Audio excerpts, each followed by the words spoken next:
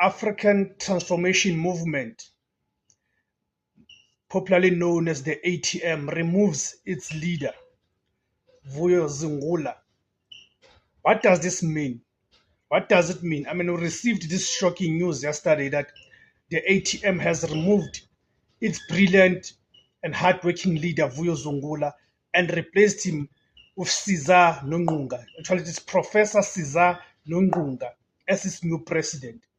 So we'll go through his statement and then provide my own analysis and reading of the situation. But before I get to that, guys, allow me to greet you guys and welcome to the platform. My name is Debos Kosana. The name of the platform it is the Agenda. Please, guys, help me grow the platform.